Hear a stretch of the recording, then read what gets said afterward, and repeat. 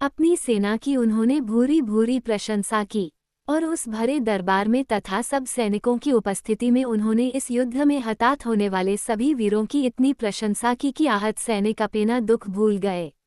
यहाँ तक कि मृत सैनिकों के परिवार वालों को भी, देश के लिए अपने प्राण न्यौछावर करने वाले अपने परिजनों की अब महाराज द्वारा प्रशंसा किए जाने तथा कुछ न कुछ आर्थिक रूपेण क्षतिपूर्ति किए जाने के उपरांत उतना मलाल नहीं रह गया था, क्योंकि मुल्तान के इस युद्ध में सरदार हरिसिंह नलवा ने अपना सिर हथेली पर रखकर युद्ध मोर्चे को संभाला था और फिर उसी प्रकार दुर्ग की दीवार को ढाने में साहस और वीरता का परिचय दिया था। इससे न केवल महाराज अपितु सभी सैनिकों में उनका सिक्का जम गया था।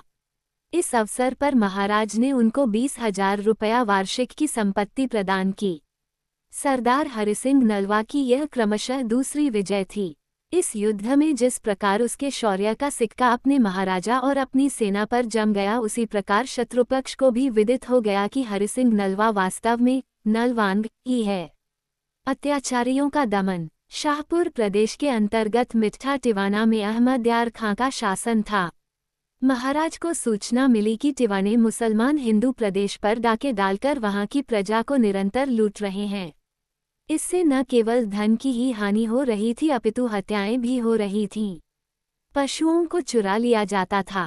वहां की हिंदू जनता बहुत कष्ट अनुभव कर रही थी। महाराज रंजीत सिंह को ज्यों ही इसका ज्ञान हुआ तो उन्होंने सरदार हरिसिंह और सरदार दल सिंह को अपनी अपनी सेगा उधर जाने का आदेश दिया। 7 फरवरी 1812 को ये दोनों न अपनी अपनी सेना लेकर मिठा टिवागे के लिए कूच कर गए। वह पहुंचते ही उन्होंने मिठा टिवाना को घेर लिया। हिंदू सेना के आने की सूचना मिलते ही दीवाने भी लड़ने के लिए तैयार हो गए। अहमद यार खां स्वयं अपनी सेना का नेतृत्व कर रहा था। दिन भर घमासान युद्ध होता रहा। टिवाने बड़े साहस नलवा की सेना का सामना कर रहे थे, किंतु हरिसिंह की सेना को तोपों ने उनकी महलमारियों धराशायी कर दी। तदपि हरिसिंह नलवा नहीं चाहते थे कि अधिक रक्तपात हो अथवा संपत्ति का नाश हो।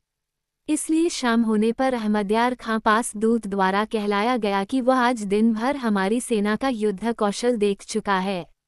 उसकी यह भी विदित हो चुका है कि उसकी अपनी सेना कितने पानी में है। इसलिए यदि वह अपना भला चाहता है तो रातों रात नगर और गढ़ी को खाली करके वहां से भाग जाए। हमारी सेना उसके भागने में किसी प्रकार की बाधक नहीं बनेगी, किंतु यदि उसने इसे स्वीकार न किया तो फिर जो रक्तपात होगा उसका सारा उत्तरदायित्व अहमद यार खां पर होगा। अहमद यार खां ने अपने सहयोगियों से परामर्श किया। उनको भी इसी में अपनी भलाई दिखाई दी। इसलिए उसने कहला भेजा कि वे लोग नगर और गढ़ी खाली कर रहे हैं। नलवा की सेना ये सब देख रही थी, किंतु वह आश्वस्त हो जाना बाहती थी कि वास्तव में अहमद यार खां नगर और गढ़ी खाली भी कर रहा है अथवा यूं ही धोखा दे रहा है। नगर खाली करने वालों की केवल अपनी आवश्यक सामग्री ले जाने की अनुमति थी, शस्त्रास्त्र नहीं। दीवानों ने रातों रात गढ़ी और नगर की खाली कर दिया और अगले दिन प्रातःकाल गढ़ी पर हिंदू सेना ने अधिकार कर लिया। राजधानी पर अधिकार हो जाने से यह सारा प्रदेश महाराजा रंजीत सिंह के राज्य का अंग बन गया। तेज दौड़ने वाली सानी सवार के माध्यम से यह सुसमाचार महाराजा के पास भेज दिया गया। संदेशवाहक की महाराज ने पुरस्कृत किया और नलवा को कहला भेजा कि उनकी अगली आज्ञा तक वे लोग यहाँ का भली प्रकार पक्का प्रबंध कर लें। सरदार हरिसिंह ने सरदार दल सिंह की सहायता से उस प्रदेश का अच्छा प्रबंध कर दिया। वे अभी इस कार्य से निवृत्त हुए ही थे कि महाराज का उनको आगे की कार्यवाही के लिए पत्र मिल गया। बहावलपुर के अंतर्गत एक स्थान था उच्च के गिलानी और बुखारी सैयद हिंदुओं पर बहुत अत्याचार करने लगे थे। उनके राज्य में किसी हिंदू का रहना दूभर हो गया था। किसी सशक्त हिंदू को यदि वे सामने से आता देखते तो अपने मुख पर कपड़ा डाल लिया करते और यदि कोई साधारण सा हिंदू दिखाई दिया तो वे उसके मुख पर ही थूक दिया करते थे। सैयद लोग मुगल काल से ही स्वतंत्र और उच्छृंखल जीवन व्यतीत कर रहे थे। अब तो हिंदुओं को दुर्बल देखकर उनका उत्साह और भी बढ़ता जा रहा था। सैयदों की इस घृणा और अत्याचार का ये परिणाम हुआ कि उस प्रदेश में न तो कोई हिंदू बस सकता था और न बसने ही दिया जाता था। सैयद भांति भांति के अत्याचार करते, कोई भी उनको रोकने वाला नहीं था। दिन दहाड़े लूटपाट करना तो उनका नित्य का काम हो गया था। महाराज का आदेश पाते ही नलवा सरदार दल सिंह को साथ लेकर उच्च पर जा चढ़ा। सैयद भी जैसे जैसे लड़ने को तैयार हो गए, किंतु यहाँ पर भी एक दिन से अधिक युद्ध नहीं चल पाया। हिंदू सैनिकों के सम्मुख बुखारी सैयदों के पैर उखड़ गए। जो आंखें अब तक घृणा और अहंकार से किसी हिंदू को देख भी नहीं सकती थीं, वे नलवा की सेना के तेज के सम्मुख चकाचौंध हो ऊंची उठी नहीं सकीं। इस प्रकार नलवा ने उनका मान मर्दन किया। अन्य कोर्ट उपाय न देख वे मुख में तिनका रखकर सरदार हरिसिंह के पास आ उपस्थित हुए। उन्होंने 25,000 रुपया दंड दिया और भविष्य में शांति से रहने और रहने देने का वचन भी दिया। इन दोनों युद्धों में सरदार दल सिंह भी हरिसिंह नलवा के साथ था। उसने जब नलवा की वीरता की कहानी महाराजा को सुनाई तो वे बहुत प्रसन्न हुए और उन्होंने मिठा टिवाना का प्रदेश हरिसिंह नलवा को पुरस्कार में प्रदान कर दिया। इस प्रकार क्रमशः हरिसिंह नलवा का सम्मान बढ़ता जा रहा था और उसके साथ ही उसकी जागीर भी बढ़ती जा रही थी। अटक दुर्ग पर विजय। भारत विभाजन से पूर्व इस देश की पश्चिमी सीमा अटक से आरंभ होती थी। अटक अब पाकिस्तान में है। अटक में सिंधु नदी के ऊपरी भाग पर एक बहुत बड़ा दुर्ग बना हुआ था। जिन दिनों का हम वर्णन कर रहे हैं उन दिनों ये दुर्ग अफगानों के अधिकार में था। उनकी ओर से जहांदाद खां वहां का शासक था। अटक का दुर्ग किसी विदेशी के अधिकार में रहे, ये भारत के लिए भय की बात थी। इस बात को ध्यान में रखते हुए उस पर अधिकार करने की जब बात आई तो सरदार हरिसिंह नलवा का स्मरण हो आना स्वाभाविक था। बस फिर क्या था, हरिसिंह नलवा को अपनी सेना लेकर अटक की ओर जाने का आदेश हो गया। उनके साथ एक दीवान मोहकम चंद को भी भेजा गया। हरिसिंह अपनी सेना लेकर नेहलम के पास पहुंचे ही थे कि उनको पता चला कि हजरों के निकट शमशाबाद में फतेह खां वजीर अपने भाई दोस्त मोहम्मद खां के साथ 15,000 स्थायी और इतनी ही अस्थायी सेना लेकर उनका रास्ता रोकने के लिए खड़ा है। शमशाबाद से दोस्त मोहम्मद खां ने हरिसिंह नलवा को पत्र लिखा कि यदि वे पेशावर उसको दे दे तो वो उनको भेज दे दिया करेगा, अन्यथा वह एक बहुत बड़ी सेना लेकर उनसे युद्ध करेगा। हरिसिंह को विचार करने में एक क्षण भी नहीं लगा। उन्होंने कहलवाया कि अब पेशावर का मिलना कठिन है। इस स्थिति में युद्ध करना या संधि करना उसकी इच्छा पर निर्भर करता है। हम प्रत्येक प्रकार से तैयार होकर आए हैं। यह उत्तर पाकर दोस्त मोहम्मद बौखला गया। युद्ध की तैयारी होने लगी। सरदार हरिसिंह ने अपनी सेना को 3 भागों में विभक्त कर उनको उचित स्थानों पर नियुक्त कर दिया। युद्ध आरंभ ही होने वाला था कि तब तक महाराज रंजीत सिंह भी युद्ध मोर्चे पर जा पहुंचे। सरदार हरिसिंह नलवा ने उनको सारी स्थिति समझाई तो उन्होंने एक बार युद्ध रोकने का यत्न करना चाहा। इसके लिए उन्होंने सुल्तान मोहम्मद नाजिम और फ़कीर अजीजुद्दीन को भेजकर दोस्त मोहम्मद को समझाने का यत्न करना चाहा। महाराज ने कहला भेजा कि हम दोनों ही बूढ़े हो गए हैं, कहीं ऐसा न हो कि दोनों इस लड़ाई में कूच कर जाएं। इस पर भी यदि उसका मन लड़ने को ही करता हो तो फिर सेना को एक ओर छोड़कर दोनों परस्पर द्वंद्व युद्ध कर लें। इससे ही विजय पराजय का निर्णय हो जाए। दोस्त मोहम्मद पहले तो संधि करने के लिए तैयार हो गया, किंतु फिर उसको काजियों ने भड़का दिया। उन मूर्ख काजियों के भड़काने पर उसने फ़कीर अजीजुद्दीन को ये कहकर बंदी बना लिया कि वो मोमिन होकर भी काफिर का नौकर है और मोमिनों के सामने काफिरों की प्रशंसा करता है। अंत में कोई अन्य उपाय न देख 12 जुलाई को अफगानों पर आक्रमण कर दिया गया।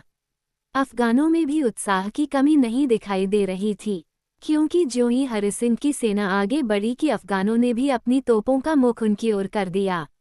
बस फिर क्या था, दोनों ओर से तोपगोले बरसने लगे। भाले से भाला टकराया तो तलवार से तलवार भी टकराए। इस प्रकार रात का अंधेरा होने तक ये युद्ध चलता रहा। अगले दिन प्रातःकाल ही हरिसिंह ने अपनी सेना की इस प्रकार व्यूह रचना की कि चारों ओर से उनके सैनिक दल बनाकर शत्रु पर टूट पड़े। अफगान भी सामना करने के लिए आ डटे। बड़ी वीरता के साथ उन्होंने हरिसिंह के आक्रमण को रोकने का यत्न किया। दोपहर तक घमासान युद्ध चलता रहा। गाजी लोगों के भड़काने पर गांवों के मुसलमान धर्मयुद्ध करने के लिए आए। बड़े उत्साह में भरे तोप गोलों के सामने वे आते और भुने हुए मकई के दाने की भांति उछलकर दूर जा गिरते। इस प्रकार आहतों और मृतकों के शरीरों से युद्ध मैदान छा गया। तलवारों, बंदूकों और तोपों की तुमुल ध्वनि इस दृश्य को और भी अधिक भयावह बना रही थी। एक ओर नलवा अपने सैनिकों का साहस बढ़ा रहा था तो दूसरी ओर दोस्त मोहम्मद खां और फतेह खां अपने मुसलमानों को गाजी का सम्मान देकर उन्हें धर्मयुद्ध के लिए प्रोत्साहित कर रहे थे। दोनों ओर से भीषण संग्राम चल रहा था। दोनों ही पक्ष अपना बाहुबल प्रदर्शित करने की ओर लगाए बैठे थे। दोनों को विश्वास था कि कल जो बीत गया वह बीत गया, आज तो बस उसके दल की ही विजय है। जहां एक ओर आग्नेय अस्त्र भीषण ताप दे रहे थे, वहां आषाढ़ की भीषण गर्मी उसमें और भी उष्णता भरकर सैनिकों को तपा रही थी। इसमें दोनों ही ओर के सैनिक भुन रहे थे, किंतु नलवा तो बस नलवा ही था। उसने ठीक मौके पर दोस्त मोहम्मद खां पर इस प्रकार तलवार चलाई कि वह घोड़े से गिरकर नीचे भूमि पर आ पड़ा। उसको गिरते देख अफगान सेना में शोर मच गया कि दोस्त मोहम्मद खां मारा गया है। बस फिर क्या था, उसकी अपनी ही सेना में भगदड़ मच गई। नलवा ने इसे अच्छा अवसर जानकर अपनी सेना को आगे बढ़ा दिया। दिन ढलते ही सारी अफगान सेना या तो युद्ध में खेत रही या फिर भागकर लुप्त हो गई।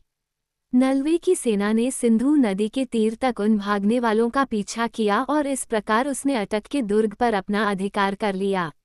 महाराज को जब ये समाचार मिला तो वे प्रसन्नता से फूल गए। दूत को उन्होंने 2 स्वर्ण कंकनों से पुरस्कृत किया। इस उपलक्ष्य में लाहौर, अमृतसर और बटाला आदि नगरों में कई दिनों तक दीपमाला जगमगाती रही। उसके बाद अफगान ने फिर बहुत दिनों तक सिर नहीं उठाया। इसमें नलवा को प्रभूत युद्ध सामग्री भी प्राप्त हुई।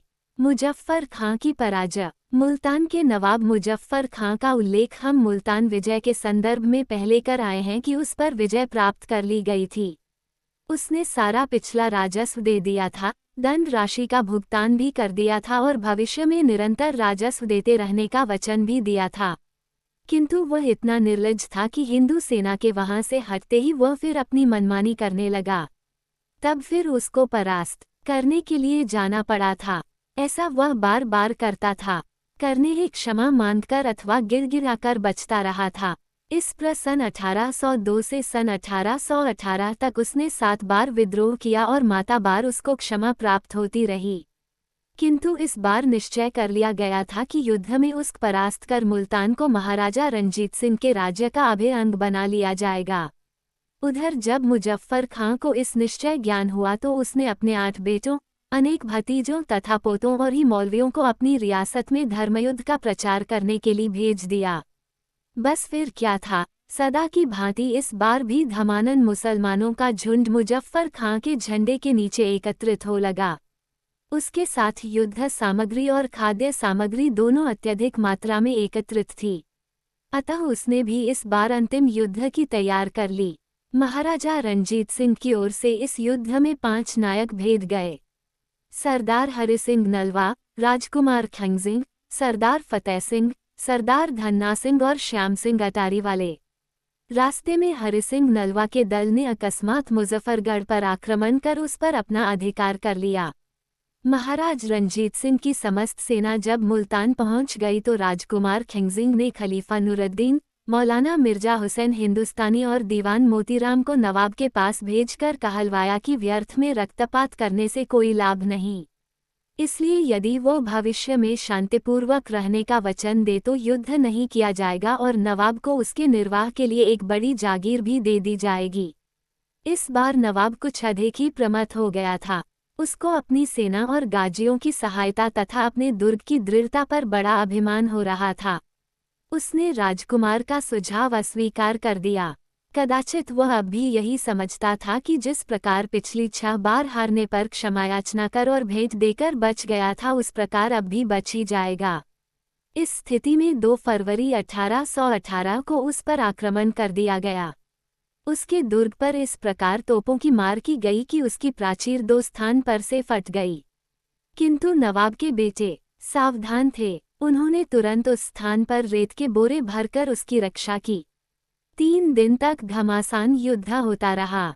परिणाम कुछ नहीं निकला, किंतु चौथे दिन तोप के गोलों से नगर का लाहौरी द्वार टूट गया। बस फिर क्या था, सरदार हरिसिंह नलवा ने अवसर देखा और सेना लेकर नगर में घुसता चला गया। नवाब की सेना उसका सामना करने में असमर्थ रही। फिर भी जमकर युद्ध हुआ, किंतु अंत में नगर पर नलवा का अधिकार हो गया। 8 फरवरी को नवाब मुजफ्फर खां अपनी बहुत सारी सेना लेकर नगर पर पुनः अधिकार करने के लिए आया, किंतु पार न पा सका। अंत में वह अपनी सारी सेना लेकर दुर्ग के भीतर जा बैठा। दुर्ग को चारों ओर से घेर लिया गया और इस प्रकार की व्यूह रचना की गई कि जिससे न तो दुर्ग के भीतर से कोई बाहर आ सके और न बाहर से कोई भीतर जा सके। बाहर के संसार से दुर्ग वालों का बिल्कुल ही नाता टूट गया। महाराज की सेना का विचार था कि खाद्य सामग्री समाप्त होने पर सहज ही नवाब को आत्मसमर्पण के लिए विवश होना पड़ेगा, किंतु नवाब ने उस दुर्ग में इतनी सामग्री एकत्रित कर रखी थी कि वो 1 वर्ष तक भी समाप्त नहीं हो सकती थी। 3 दास तक दुर्ग पर पैरा पड़ा रहा और निरंतर दुर्ग पर बाह्य आक्रमण भी होता रहा। दुर्ग के द्वार पर मदमस्त हाथी एक टकराया गया, किंतु उसका कोई भी द्वार टस से मज नहीं हुआ। तिलु सेना रामज गई कि दुर्ग पर अधिकार करना सहज नहीं है, और फिर भयंकर गर्मी के कारण उनकी सेना में कहीं कहीं हैजे का भी प्रकोप होने लगा था। महाराज को जब ये सूचना भेजी गई तो उनकी चिंता होने लगी। उन्होंने तुरंत फूला सिंह अकाली से सहायता की पुकार की। जिस दिन अकाली अपनी सेना लेकर मुल्तान पहुंचा कि उसी दिन तोपों के गोले से खिगरी दरवाजे के साथ बुर्ज भी ढह गया। इससे किले की दीवार पर 2 बड़े बड़े छेद हो गए। अकाली फूला सिंह ने अवसर देखा और अपनी सेना लेकर उन छिद्रों के मार्ग से वह दुर्ग में प्रविष्ट हो गया। बस फिर क्या था, सारी हिंदू सेना उत्साह में भरकर निरंतर दुर्ग में प्रविष्ट होती गई। फूला सिंह के बाद नलवा ही वह दूसरा नायक था जो दुर्ग में प्रविष्ट हुआ था। नलवा और अकाली ने अन्य नायकों की सहायता से वह घमासान युद्ध किया कि नवाब के छक्के छूट गए। उसके बेटों और पोतों समेत उसको यमलोक भेज दिया गया। नवाब और उसके बेटों का परलोक सिधारना था कि अवशिष्ट सेना ने हथियार डाल दिए। उनको बंदी बना लिया गया। खजाने की चाबियां ली गई और इस प्रकार खजाने से बहुत सा सोना चांदी और रुपया हाथ लगा। 7020 बंदूकें और 9 तोपें तथा सहस्त्रों तलवार आदि बहुत सी युद्ध सामग्री भी इनके हाथ आई। मुल्तान विजय का समाचार महाराजा के पास लाहौर भेजा गया। ये सुनकर महाराजा ने प्रभु का धन्यवाद किया और फिर दूत को स्वर्ण कंगन की जोड़ी, कंठाभरण और 500 रुपया आदि देकर उसको पुरस्कृत किया गया। इस प्रकार न केवल मुजफ्फर खां विद्रोही का अंत हुआ, अपितु सदा सदा के लिए मुल्तान का कांटा उखाड़ फेंका गया। न मुजफ्फर खां बचा और न उसके वंश का कोई अन्य ही। धर्म के नाम पर युद्ध करने वाले गाजियों को भी मुंह की खानी पड़ी। कदाचित इस बार भी मुसलमानों का खुदा हिंदुओं के पक्ष में हो गया था, अन्यथा इतनी प्रबल सेना और इतनी प्रभुत सामग्री होने पर भी किस प्रकार उस सुदृढ़ दुर्ग पर हिंदू सेना का अधिकार हो पाता और किस प्रकार नवाब के वंश की बेल को उखाड़ कर फेंका जाता। मुल्तान विजय करने वाली सेना जब लाहौर पहुंची तो महाराज ने प्रत्येक के सिर पर से रुपए वारे। क्योंकि इस युद्ध में भी हरिसिंह नलवा का निर्णायक भाग था, उसने असीम वीरता और साहस का परिचय दिया था, इस कारण उसको विशेष पुरस्कार के साथ साथ उसकी जागीर दुगुनी करने की घोषणा की गई। देवभूमि कश्मीर। कश्मीर को भारत का नंदन कानन कहा जाता रहा है, किंतु वही कश्मीर जब अत्याचारियों के अधीन हुआ तो भारत का वह स्वर्ग नरक में बदल गया। कश्मीर जब अफगानों के अधिकार में आया तो वहां अन्याय और अत्याचार की पराकाष्ठा हो गई। किसी भी व्यक्ति का सिर काट लेना साधारण सी बात हो गई थी। हिंदुओं पर निर्मम अत्याचार होते थे। इन अत्याचारियों में असद खां तो नितांत क्रूर था। वह 2 हिंदुओं की पीठ जोड़कर उनको बांध देता और फिर उनको डल सरोवर के गहन जल में फेंकवा देता। जब वे डूबने से बचने के लिए जोर जोर से अपने हाथ पैर मारते थी, किनाई पर बैठा वह अत्याचारी आनंद से विभोर हुआ करता था। उस काल में हिंदू व तो अपने सिर पर पगड़ी श्रद्धी सकते में और न पैर में जूता डालकर चल ही सकते थे। इन अत्याचारियों द्वारा गई कुटनियां हिंदुओं के घरों में ढूंढती फिरती थीं और जिसकी भी बहू बेटी की वे सुंदर देखती उसे राजभवन में पहुंचा देती। कश्मीर के पंडितों की बड़ी दुर्दशा होती थी। सर वाल्टर लॉरेंस ने अपनी पुस्तक वैली ऑफ कश्मीर में तो यहाँ तक लिखा है कि सड़क पर यदि किसी मुसलमान को कोई काश्मीरी पंडित चलता दिखाई देता तो वो उछलकर उसकी पीठ पर जा चढ़ता और अपने गंतव्य तक उसको उसी प्रकार ले जाता। ऐसी अवस्था में एक काश्मीरी पंडित जिनका नाम राजकाक था, अपने पुत्र के साथ किसी प्रकार वहां से भागने में सफल ही गया और उन्होंने लाहौर जाकर महाराजा रणजीत सिंह के सम्मुख अपना रोना रोया। उधर अजीम खां को जब ये सूचना मिली कि पंडित लाहौर पहुंच गया है तो उसने पंडित के घर को लूटने का आदेश दे दिया। पंडित की पत्नी ने तो आत्महत्या करके आत्मरक्षा कर ली, किंतु उनकी नवयुवती पुत्रवधू इतना साहस नहीं कर सकी। उसे मुसलमान बनाकर काबुल भेज दिया गया। इस परिस्थिति में 20 फरवरी 1819 को हिंदू सेना ने कश्मीर की ओर कूच किया। वजीराबाद के निकट पहुंचकर सरदार हरि सिंह नलवा, सरदार फूला सिंह अकाली और राजकुमार गंगा सिंह को कश्मीर पर चढ़ाई करने का आदेश हुआ। 1 मई 1819 को सर्वप्रथम हरि सिंह नलवा अपनी सेना के साथ राजौरी जा पहुंचा। उसने राजौरी के शासक अगर खां पर इतनी तीव्रता से धावा बोला कि उसे भागकर अपने प्राण बचाने के अतिरिक्त अन्य कोई मार्ग ही नहीं सूझा। किंतु नलवा इतना असावधान नहीं था। उसने अगर खां को भागने नहीं दिया अपितु मार्ग में ही पकड़ लिया। उसे बंदी बनाकर महाराज के पास भेज दिया गया। नलवा आगे पुंछ की ओर बढ़ा। वहां का नवाब जबरदस्त खां बड़ी जबरदस्ती से लड़ा। नलवा की सेना ने उसके दुर्ग पर सुरंग लगाकर उसकी दीवार तोड़ उस पर आक्रमण किया। नवाब ने तब भागना चाहा किंतु उसे भी पकड़ लिया गया।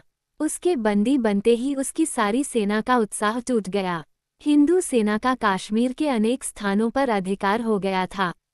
सेना अभी बहिराम गले में विश्राम कर रही थी कि उसे विदित हुआ कि कश्मीर का नवाब मोहम्मद जबार खां विशाल सेना के साथ सीपियां के मैदान में मोर्चा डाले बैठा है।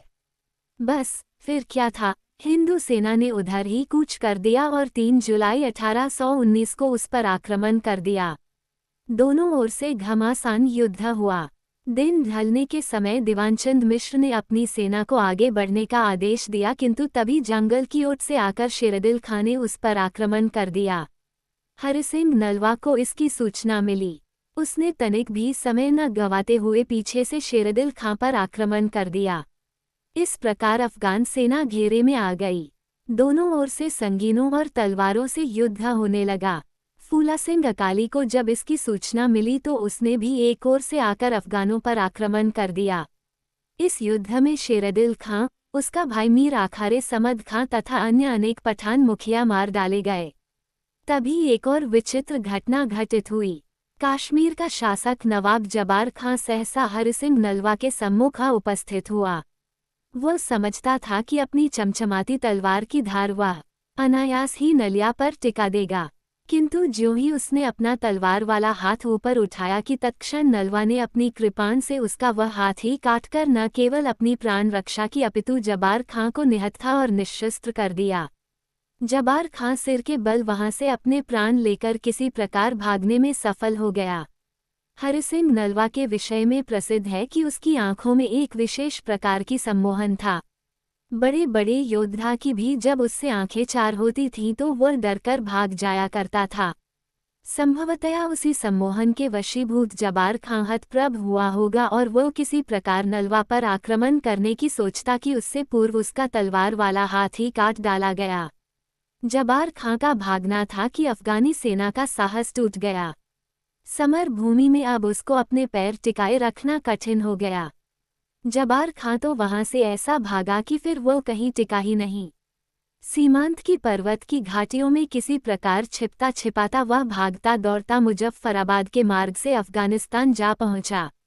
तब उसके भागने से सहज ही कश्मीर पर हिंदू राज्य स्थापित हो गया। इस प्रकार इस्लामी शासन की 8 पीढ़ियां और 500 वर्ष अर्थात सन 1325 से 1819 के बाद कश्मीर में पुनः हिंदू राज्य की स्थापना हो गई।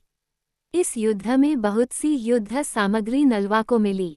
विजय के उल्लास में तोपें दागी गई और धांसे बजाए गए। 4 जुलाई सन 1819 को बड़ी सजधज के साथ हिंदू सेना ने कश्मीर की राजधानी श्रीनगर में प्रवेश किया।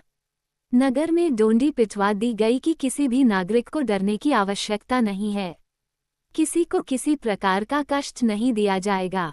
सैनिकों को कड़ी आज्ञा दी गई कि वे किसी भी नागरिक पर किसी प्रकार की कुदृष्टि न डालें। सेना की ओर से किसी प्रकार का उत्पात न किए जाने की घोषणा किए जाने पर नागरिकों को ढांढस बंधा और उन्हें खुले हृदय से हिंदू सेना का स्वागत किया। कश्मीर विजय की खुशियां मनाई जा रही थीं कि तभी सरदार हरिसिंह नलवा और श्याम सिंह अटारी वाले ने मुजफ्फराबाद और दरबंद पर आक्रमण कर उसको भी कश्मीर में मिला दिया। कश्मीर का सारा प्रबंध महाराज ने हरिसिंह नलवा को सौंप दिया। हरिसिंह ने वहां व्यवस्था स्थापित की और दीवान मोतीराम की वहां का प्रथम हिंदू गवर्नर नियुक्त कर दिया। कश्मीर विजय के उपरांत जब हरिसिंह नलवा लाहौर वापस आया तो शाहदरा के पास बड़ी धूमधाम से महाराजा रंजीत सिंह ने उसका स्वागत किया। बहुत सी सेना और बाजे गाजे तथा राजकर्मचारियों के साथ महाराज स्वयं हाथी पर सवार होकर उसकी शोभायात्रा में सम्मिलित हुए। लाहौर के बाजार खूब सजाए गए। सरदार हरिसिंह नलवा जब लाहौरी द्वार से नगर के भीतर प्रविष्ट हुआ तो नागरिकों ने मकानों की छतों पर से उस पर फूल बरसाए और केवड़ा छिड़का। इस प्रकार सरदार हरिसिंह नलवा महाराज के साथ लाहौर में प्रविष्ट हुआ। उसके दूसरे दिन हजूरी बाग में एक बहुत बड़ा दरबार किया गया। कश्मीर युद्ध के समय वीरता दिखाने वाले सभी सैनिक अधिकारियों को उस दरबार में सम्मानित किया गया, उन्हें पारितोषिक दिए गए। इस अवसर पर हरिसिंह नलवा को धन्नी प्रांत जागीर में दिया गया। नलवा गवर्नर के रूप में कश्मीर राज्य को अफगानों से छीनकर जब भारत का अंग बनाया गया तो कुछ समय के लिए सरदार हरिसिंह नलवा वहां का प्रशासन संभालने के लिए वहीं रह गए थे। महाराज की आज्ञा से तस समय उन्होंने स्वयं दीवान मोतीराम को कश्मीर का गवर्नर नियुक्त किया था। दीवान मोतीराम बहुत ही सज्जन पुरुष भले ही हों किंतु उनमें प्रशासन करने की योग्यता नहीं थी। इसका परिणाम ये हुआ कि सारे राज्य में अव्यवस्था फैल गई। महाराजा रंजीत सिंह को जब इस बात का ज्ञान हुआ तो उन्होंने दीवान देवीदास को इसकी जांच करने के लिए भेजा। दीवान देवीदास ने कश्मीर में जाकर सब कुछ अपनी आंखों से देखा और फिर आकर महाराजा को बताया कि यदि शीघ्र ही कश्मीर पर किसी कठोर प्रशासक को नियुक्त न किया गया तो वहां विद्रोह फैलने की संभावना है। यदि एक बार विद्रोह ने सिर उठा लिया तो फिर उसको दबाना उतना सरल नहीं होगा। महाराज ने इसके लिए सरदार हरिसिंह नलवा को उपयुक्त व्यक्ति समझा और उन्हें कश्मीर का गवर्नर नियुक्त कर श्रीनगर भेज दिया। तदनुसार 24 अगस्त 1820 को सरदार हरिसिंह श्रीनगर पहुंच गए और उन्होंने दीवान मोतीराम से वहां का कार्यभार संभाल लिया। कश्मीरी जितने सरल होते हैं उतने ही झूठे भी। सर फ्रांसिस यंग हस्बैंड ने तो यहाँ तक लिख दिया है कि कश्मीरियों के वचन पर कभी भी विश्वास नहीं किया जा सकता। ऐसे लोगों पर प्रशासन करना बड़ा कठिन काम था। और फिर इससे पूर्व 500 वर्ष तक निरंतर जिन पर विधर्मियों का अन्याय और अत्याचार भी होता रहा था। ऐसी स्थिति में उनका नैतिक स्तर गिर गया था तथा उनमें उच्च गुणों का लोप हो गया था। हरिसिंह नलवा ने वहां पहुंचने पर जब राजकोष की जांच की थी पता चला कि वह तो बिल्कुल खाली है। राज्य में राजस्व की प्राप्ति बिल्कुल बंद हो चुकी थी। सेना को 4 मास से वेतन नहीं मिला था। राज्य में बलवा हो जाना, परस्पर झगड़ पड़ना तथा कभी कभी लूटमार भी कर लेना साधारण सी बात हो गई थी। बहू बेटियों की मान मर्यादा भी संकट में पड़ने लगी थी। सरदार हरिसिंह को जब इस सारी स्थिति का ज्ञान हुआ तो उसने सर्वत्र ढिंढोरा पिटवा दिया कि बड़े परिश्रम और बलिदान के बाद अफगानों से कश्मीर का राज्य लिया गया है और हम चाहते हैं कि इस राज्य में उन अत्याचारों की पुनरावृत्ति नहीं जी अफगानों के समय में हुआ करती थी। किंतु ये सब तभी संभव हो सकता है जबकि प्रजा इसमें प्रशासन की सहायता करे। प्रशासन चलाने के लिए धन की आवश्यकता होती है। धन राजस्व से प्राप्त होता है, किंतु बहुत से लोगों ने राजस्व ही नहीं चुकाया। अतः उन लोगों से प्रार्थना है कि वे तुरंत राजस्व चुका दें। यदि इस घोषणा के बाद भी हमें विदित हुआ कि प्रजा हमसे सहयोग नहीं कर रही है तो फिर हमें कठोर पग उठाने के लिए बाध्य होना पड़ेगा। इसी प्रकार की एक लिखित आज्ञा भी प्रसारित कर दी गई। इसका परिणाम ये हुआ कि अधिकांश कर वंचकों ने अपना देय राजस्व राजकोष में जमा करा दिया। इस पर भी जो थोड़े सहज सीधे रास्ते पर नहीं आए उनके साथ ऐसा व्यवहार किया गया कि फिर कभी उनको विद्रोह करने का साहस ही नहीं हुआ। इतना ही नहीं, उनको देखकर शेष जन भी सहम गए। इस प्रकार वहां नलवा की धाक बैठ गई। तो भी बारामूला के रईस और जेहलम नदी के दोनों किनारों पर वमने वाले ब और बले मुसलमान विद्रोह कर ही बैठे। इस घोषणा के बाद भी जब उन्होंने राजस्व नहीं दिया तो सरदार हरिसिंह जलवा ने उन्हें ऐसा पाठ पढ़ाया कि वे भी कान पकड़ गए। उनसे अगला पिछला सारा राजस्व ले लिया गया और उन्हें इसके लिए दंड भी भुगतना पड़ा। उनके विद्रोही नेता राजा गुलाम अली खां और जुल्फिकार खां के पांवों में भारी भारी बेड़ियां डालकर उन्हें महाराज के पास लाहौर भेज दिया गया। इस प्रकार जब कश्मीर में शांति स्थापित हो गई तो सरदार हरिसिंह नलवा ने उचित समय पर प्रजा पर से राजकर को घटा दिया। अकबर के समय कश्मीर का राजस्व 15 लाख के लगभग था। अफगानों के समय में वो बढ़कर 60 लाख हो गया था। दीवान मोतीराम ने उसको 21 लाख रखा। सरदार हरिसिंह नलवा ने उसको भी घटाकर 13 लाख कर दिया। इससे प्रजा को राहत मिली और राजशासन चलाने में भी कठिनाई नहीं हुई।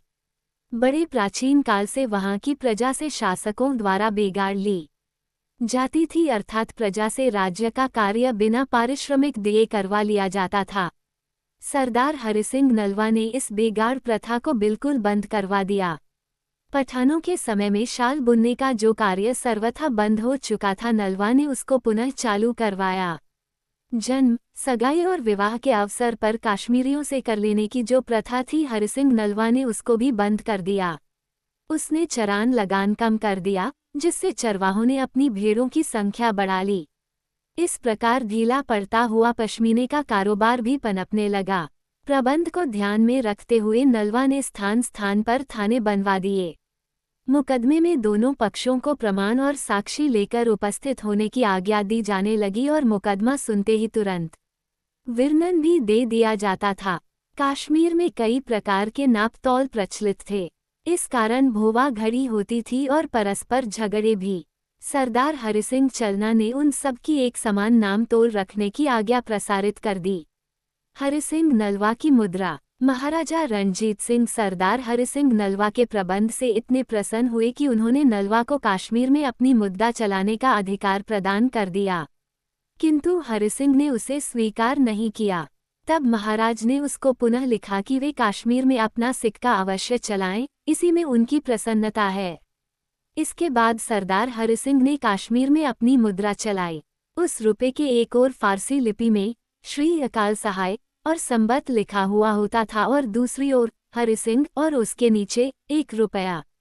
इस प्रकार जब उन्होंने कश्मीर में शासन की सुस्थापित कर लिया तो फिर उन्होंने राज्य में भ्रमण करना आरंभ कर दिया। नलवा को ये जानकर आश्चर्य हुआ कि जहाँ कहीं भी उन्होंने कोई रमणीय स्थान देखा वहीं उनको पता चला कि वो कोई या तो पहले हिंदू मंदिर था अथवा कोई देवस्थान, किंतु अफगानों के राजत्व काल में उस स्थान पर या तो कोई मस्जिद खड़ी कर दी गई थी या फिर कोई जियारतगाह। यहाँ तक कि सन 179-181 में महाराजा नरेंद्र द्वितीय द्वारा बनवाया गया नरेंद्र स्वामी के मंदिर को अफगान शासकों ने नरपीर की जियारतगाह के रूप में परिणत कर दिया था।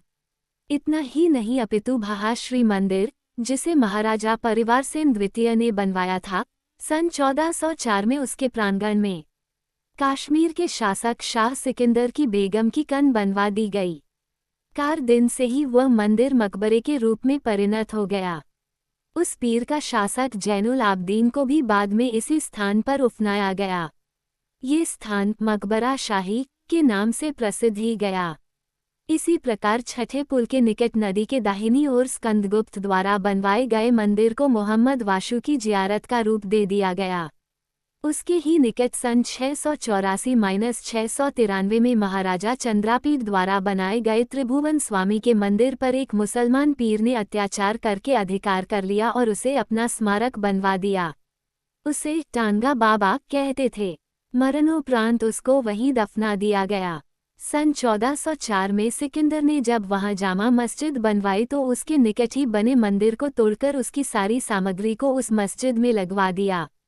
सुलेमान पर्वत की ऊंची चोटी पर महाराजा सिद्धिमान का बनवाया हुआ शंकराचार्य का एक बड़ा ही सुंदर मंदिर था। उसकी चौड़ी चौड़ी सीढ़ियां वहां से आरंभ होकर नीचे जेहलम नदी तक पहुंचती थीं। ये सीढ़ियां मूल्यवान पत्थरों से बनी थीं।